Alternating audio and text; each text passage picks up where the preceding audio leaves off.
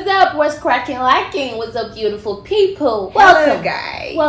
Welcome, guys, to another tantalizing, and this one is really gonna be tantalizing episode of Something Light. Something so light. My name is Shaitan, And my name is Bobola. and we are your awesome hosts. As always.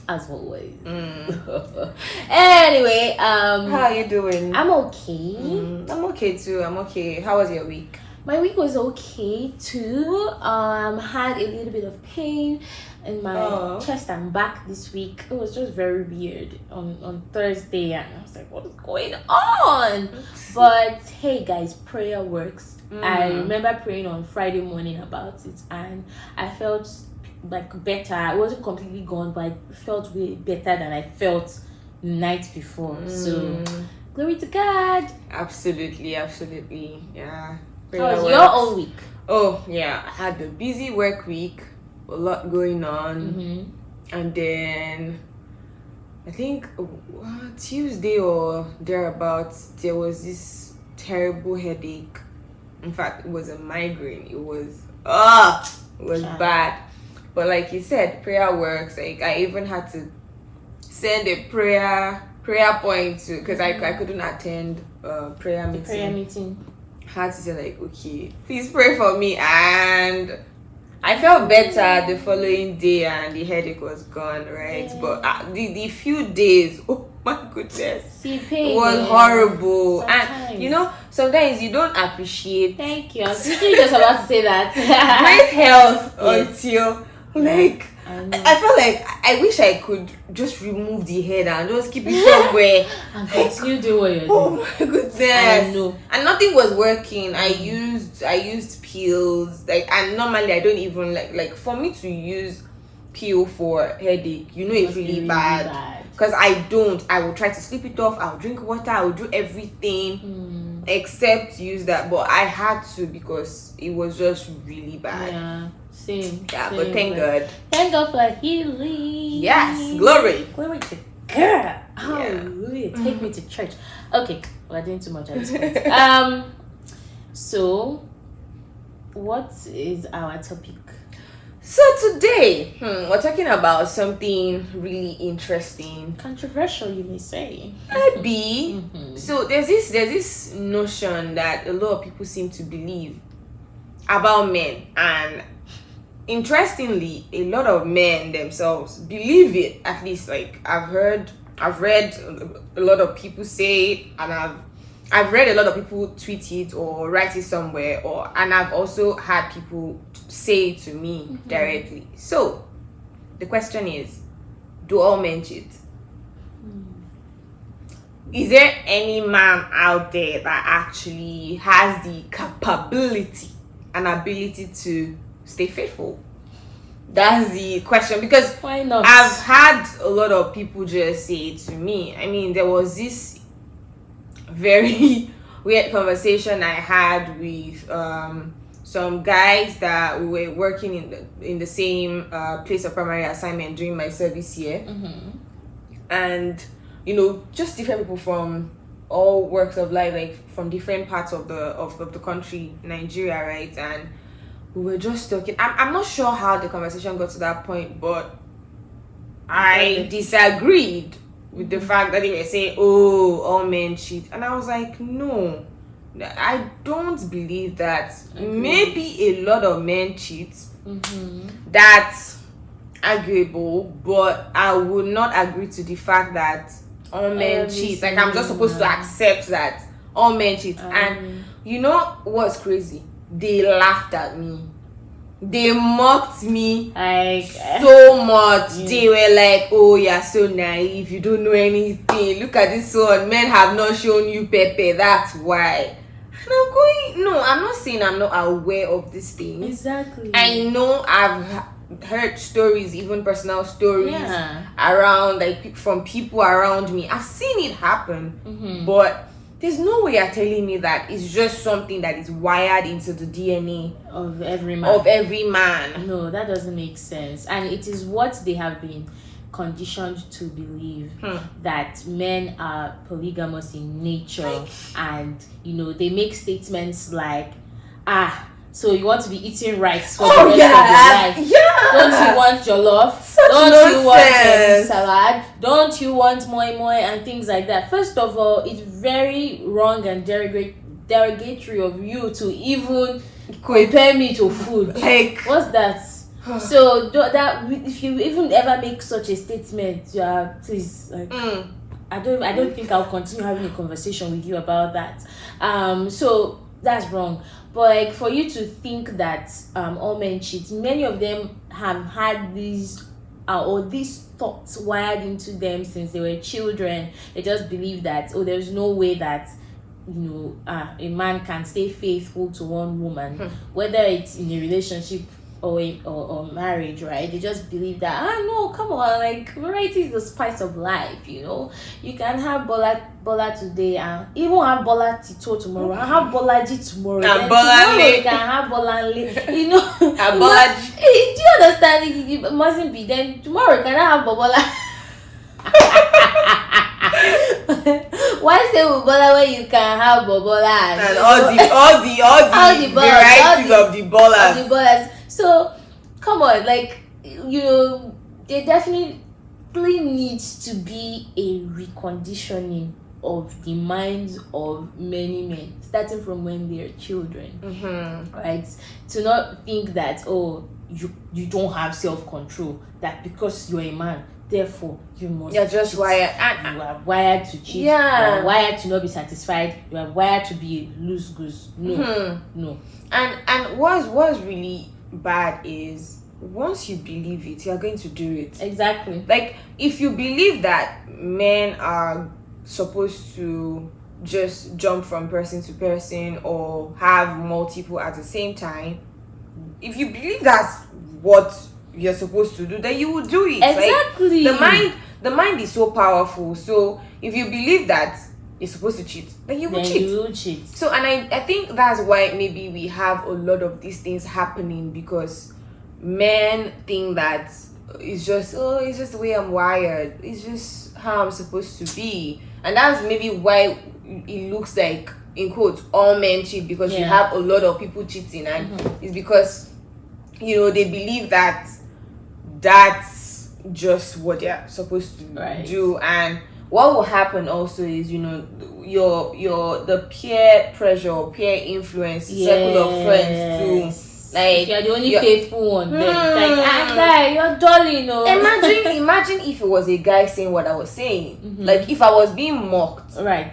Imagine there was actually a guy in that conversation that was going, I can be faithful. I don't cheat. Like, they would make that guy feel like he's less of a man. Like, there's something wrong with him just because he's saying that. I mean, they will even, now in this generation, they will call him a simp. You say, he's simping, or he's a simp. So it's just really bad. And now it brings us to, as Christians, is this something that should even be said in our in our environment, in our gathering? Like, is this something, how is it's unthinkable, I would say, for a believer to think or accept the fact that all men cheat, either as a man or as a woman. Like, it's not something that we should accept. What do you think about that? Like, definitely. Thinking about this topic just makes me remember the book of Titus. I don't know if it's chapter 1 or chapter 2 that says that an elder or a bishop should listed a bunch of things that this person should be and must be married to one woman. It doesn't say 5 women. It doesn't say 1 woman and 5 chicks. And people also cite the example of Solomon in the Bible, right? They use and they use it. Yes, and they use it to say that even in the Bible, Solomon had so and so wives and so concubines, and David had so and so and so and so. But in that same Bible, there's so many. There's so many people who had 1 wife, right? And it was. But people would just take the one that would, there are so many things that David and Solomon did that you would not do. Are you living they like killed that? People. That was how things were during their time. So now, there's so many things. Are you going to war? Are you carrying spears up and down? Was it a man kill man? I mean, would you do that now to get ahead? Just going out, your fellow just going out to kill people? Of course not, right? So I definitely think that the Bible has set a standard or a template for us to follow, that one man should be faithful to his wife, the wife should be faithful to her husband, and all. So that is definitely a template for us to follow. Christian men should not even be caught thinking that they can follow Solomon's template, right? Or having however many wives, right? You shouldn't. Instead, find this one person, be faithful to that person. And again, this is why you have the Holy Spirit helping you to not to have self-control, right? Because your wife will probably not be the most beautiful woman in the world, or the most intelligent woman. Okay, there's a reason we're laughing, but maybe we'll get to that some other day. Like, there's people that know about this will get the joke, but anyway, continue. But you need to, as you have chosen to love her and commit to her for the rest of your life, you need to follow through with that commitment and that love, right? Instead of finding faults and all these things and then choosing to, sometimes there may not even be a fault with the woman, right? You just want to be like, I can set, like you said, they want to eat jollof rice today, and white rice tomorrow. Mm-hmm. Exactly, right? So you should have self-control. Not when people say have self-control, it's not just in the area of lust before like getting married or even with eating. It applies to every area of your life, your speech, staying faithful to your wife, and things like that. And the Holy Spirit helps you. So even if you have that feeling of, look, I feel like I'm getting attracted to this person at work, I'm having like sort of physical attraction or even mental, like you're talking to this person and this person is smart, and it almost feels as if you're wanting to build that connection with the person. Hey, you have the Holy Spirit, you have God. I beg, what's happening? Please, I don't want this to happen. And He will help you, and then you now have to put measures in place for you to not be alone with that person and things like that can make you slip, right? But back to what I was saying, you should not even be heard of that a Christian man is thinking of polygamy rather, right?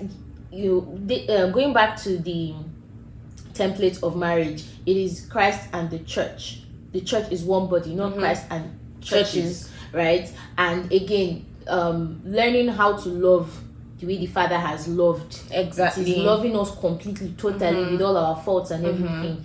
That is how we should mirror that's how our marriages should be like. It should be one man to one woman, just as Christ is to the church, and you should be able to love that person completely, wholly. Absolutely. And continuing from what you said, self-control, contentment, those are things that are parts of the fruits of the Spirit, right? Things that the Holy Spirit will help you with. So you're not thinking, why am I looking at the same face for the rest of my life? You are content. You're able to stay in that. You're able to discover parts of that same beautiful person that you're with, and this go both ways, right? Like man or woman. So contentment with wealth, with anything is also going to apply in this case, right? To your partner. And also, like, there's no way you would read how the Bible talks about love in Corinthians and think, oh, this is something that I'm supposed to jump up and down, or I'm supposed to be with this person today and tomorrow this person looks good, or this person is richer, or this person is smarter. Like, there's no way you would read that and then go, okay, all men cheat. So it's just something that it's a concept that we have to try as much as possible to do away with in the Christian community. Like, we shouldn't even be saying it. We shouldn't be believing it. Like, believe the best of people to start with, right? So, and as we start believing the best of people and as we're raising, as Christian women, as Christian men, we're raising our kids, we're not bringing this mindset into their hearing, right? And exactly, you know, gradually this mindset would fade off, first in the believers assembly and community, and then eventually we'll be able to spread this light to the whole world. And but you know, I believe that it's very easy for anyone listening to this to go, well, I've been with a Christian brother or a Christian sister that cheated or served me breakfast by, you know, jumping off with another person. So, and you know, it's dealing with this is just like any other sin, any other flaw that you can think of. Like, people might, you know, sleep, maybe due to lack, like we said earlier, lack of self-control, or you know, discipline, or but you know, we're not going to believe that is who they are and then make it a blanket thing of, okay, all men cheat. There are amazing, wonderful, godly men out there, the same way that there are amazing, godly, wonderful women. Like, there's no DNA strain, whatever, that would determine that, or a gene that is present in men that gives them the ability to cheat, and that women don't have that. So you know, when you think about it that way, there's no reason why a woman is able to stay faithful and a man is not able to. It's just a decision. And to throw in some turn to this is why when you hear of some cases where they do the paternity test and they're not the father of the children. It's like, you see, you're hearing that men are having heart attack because they don't believe that. Because you know, it's almost like, my ego has been bruised. A woman, how can a woman cheat on me? So the 3 children are not yours. Do you understand? I just remember, I don't know if you read the book Baba Segi's Wives. No. Life and Times of Baba Segi's Wives. Yeah. All the children from the different wives were not his. What? And he was really, so when he married the 3rd woman, or 4th, I believe it was the 4th, I don't remember. And you know, she was trying to conceive, she couldn't. You know, then they went to the hospital because she was more of a modern young woman. Went to the hospital and they tested her, everything was good. Then they brought the man was even like, look at how many children I already have. You know? I am fit. They brought the man and tested him. Like, the other doctor was like, oh, is it low sperm count? She was like, no, there's nothing, like 0 sperm. They now realized, he must have had mumps when he was a child, and if left untreated, it makes a man sterile, right? So that's he was bruised, obviously, like not that, from different fathers, and he had at least 2 children from each wife, right? It can be so small cheating like that women do. You people are angry. But you believe that all men were made. All men can cheat. There's no gene, there's no trait, there's no gene that is responsible for a trait that is present in men. It's just societal conditioning. Exactly. It's just the old, okay, men are this, so they can do anything they want. I think that's like the source of that idea. Like, if a man can cheat, a woman can cheat. If a woman can be faithful, then a man can be faithful. Exactly. And there are, I'm sure, if you, no matter how bad it is, like, if you really look deeply, look around, you find like examples of people that, or I hope that you can find examples of men that actually have been able to, you know, stay faithful, even if they sleep, they've been able to, you know, find a way to make things right, and then you know, get back on the right track.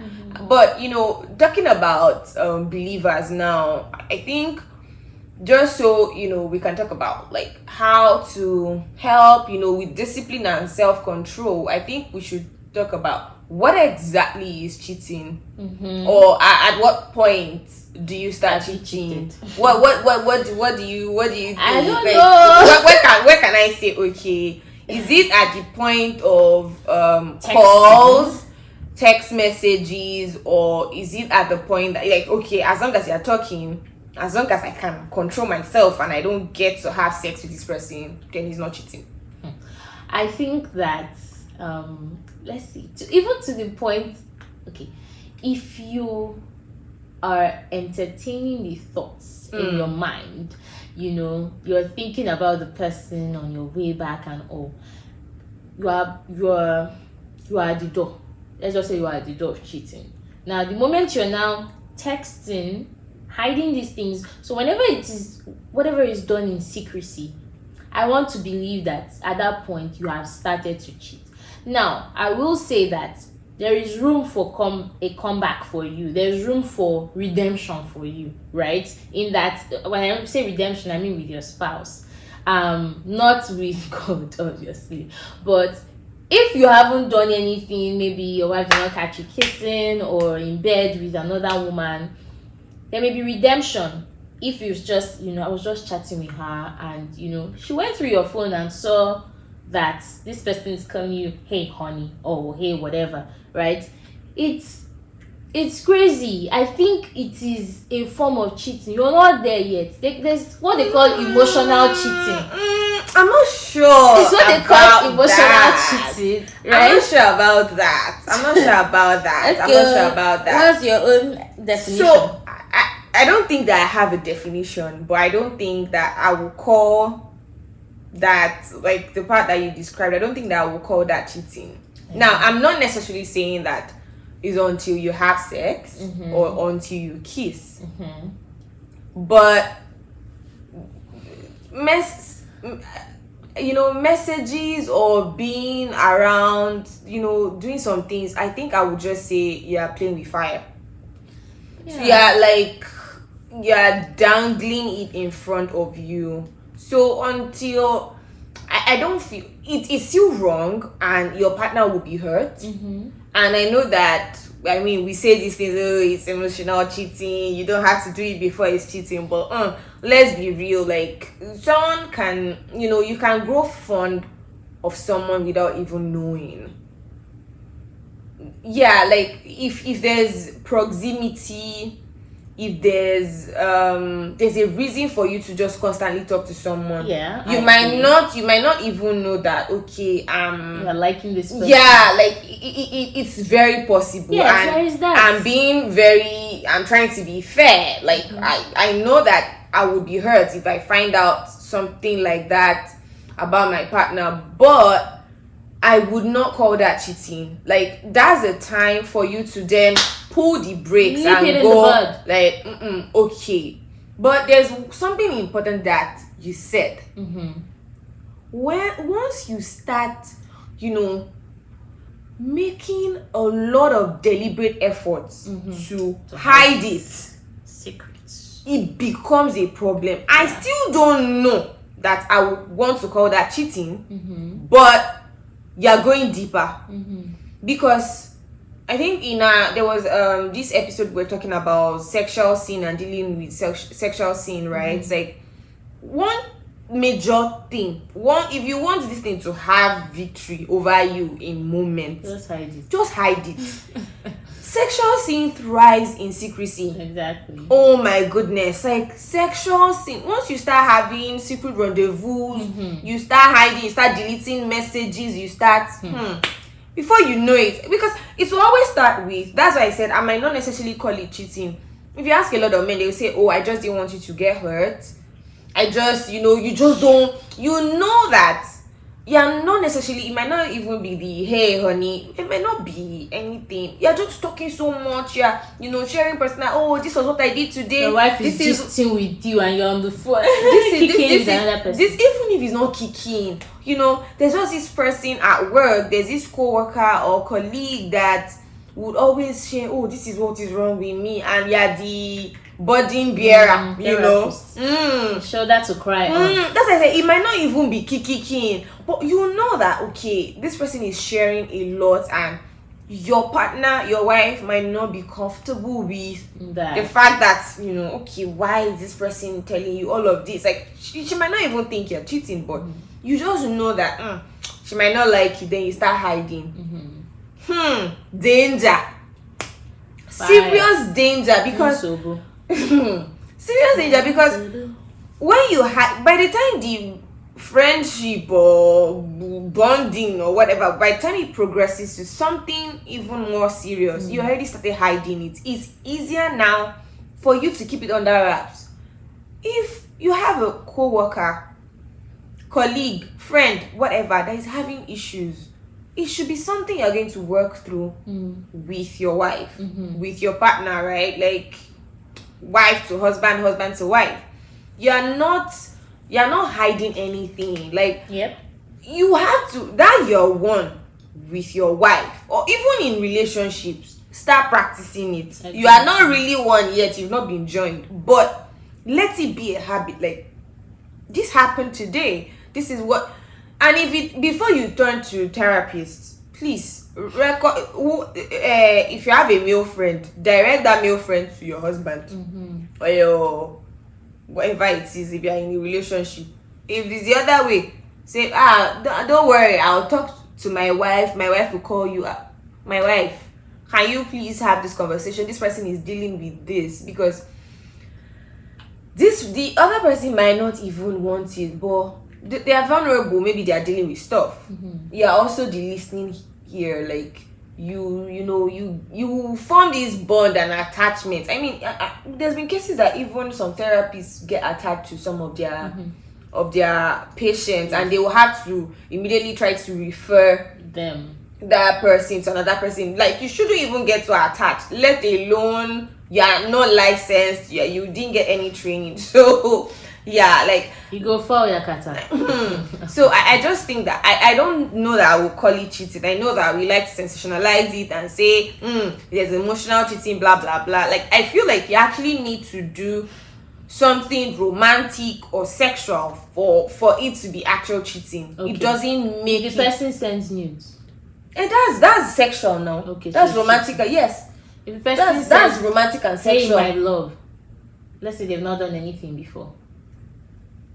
I won't call that cheating. What's the reaction to the "hey my love"? That's the question. Hey darling. Then that's romantic. I made it clear. Okay. I said if it's romantic, you have to do something romantic or sexual for it to actually be cheating. But you might be doing unethical stuff. Of course, that's romantic. Okay, cool. That's romantic. So it's cheating. Yes. Okay, cool. But I just don't agree with the once you start taking calls, once you start exchanging text messages. Not necessarily. You can still pull the brakes on that at any point, and you will not have cheated. But when I said that, I did not mean you are just talking to somebody. Hey, hi, how are you? End of story, and then that's cheating. That wasn't what I meant. Okay. But I know people say this thing a lot. I don't believe that emotional cheating. I don't believe emotional cheating. Is that cheating or not? And cheating is not necessarily until you've actually had sex with the person or you've kissed the person. So if you say, hey, my love, is that not emotional cheating? It's cheating. Cheating is cheating. I think the reason call it emotional cheating. I think the reason for that classification is just because maybe they haven't done anything. It doesn't matter. It doesn't matter, because I mean, with phones these days, people can even do a lot. Okay. So I cannot tell my male friend, hey boo.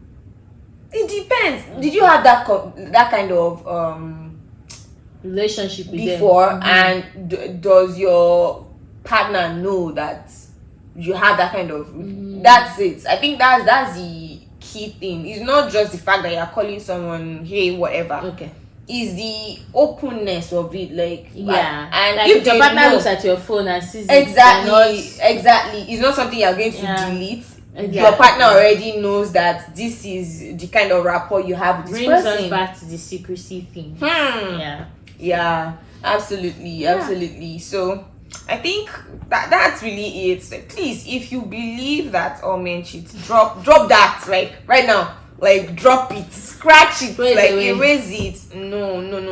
We're not going to believe that narrative, especially as believers. Right. We're not going to believe that of our fellow believers. Because love believes the best of others. Yes. And as we don't believe it, we're going to, continuously take active steps. Yep. To actually, like we're doing with this episode on our podcast, changing the narrative, saying things, putting things into the minds of people to actually change these societal conditioning or mindset that we've been told over the years, and do our own part with exercising self-control, and don't overestimate yourself. Don't think I'm bad like that or I'm good like that. Like even though it in front of me, I'll be like, no, please don't play with. Don't put yourself in a compromising situation or position. Don't like you're just not having to shalaye after. You're not coming to cry. Oh my love, I have sinned against you. Yeah, so it's better just not to start some things. And it reminds me now, like when I was talking about directing the person that has an issue to your partner, to have that that relationship and conversation with them. It reminds me of even a lot of pastors, a lot of ministers. That's why they always make sure that their wives are involved in like if there's going to be counseling, you're going to have your wife, or you even say okay, the wife should deal with counseling for ladies and you do for men. It's just better to be cautious. And also reminds me, even in the medical profession, like there's always a chaperone when is the opposite sex. Like if you are going to see a male gynecologist, there's going to be a nurse. There'll be someone else in there, like a kind of like it's just they are doing their due diligence, so you're not even going to say cry foul. Give me chaperone for. There was this thing that I went to do in Nigeria, like medical checkup everything. And it was a gynecological check. Not gynae. Okay, only gynae. Yeah, if you're just seeing a doctor and you're not getting. He was examining me as well. Like you had to actually undress. There should have been someone. Yeah, there should have been someone. Maybe some places don't, but from my experience or what I know, there's usually like someone, like the doctor will actually go call after the consultation, and then when it gets to the point of actually checking you, the doctor will call for a nurse to be present, because it wasn't so invasive. It was just maybe checking. I don't know what kind of examination. That's normally they will have someone for that, because it's even good for it's more of protecting the doctor. Exactly. Because you can say, oh, he did this. Who is going to say he didn't? Right. So just to say that always having that like that's why you should have family friends if you're married, instead of I have this friend and that friend is has no relationship whatsoever with your spouse. It won't always work. Yeah, that's some conversation. Yeah, we hope that we have been able to convince you and not confuse you that all men that all men don't cheat. I was not sure it was that all men cheat. No, all men don't cheat. That all men don't cheat. Sorry. That sounds funny. All men don't cheat. All men don't cheat. There are amazing men out there. There are. Yep. Anyway, thank you all so much for listening to another enlightening, we hope, episode of Something Light. Don't forget to follow us on our social media platforms. We're begging you people. Follow us on Twitter and Instagram at _lightpod. Subscribe to our YouTube channel at Something Light Podcast. Leave a comment. Yes, let us know what you share. Think. And tell people as well. Join us in spreading this word that all men do not cheat. Okay? Thank you again for listening up until this point. And keep shining as the light that you are. Bye.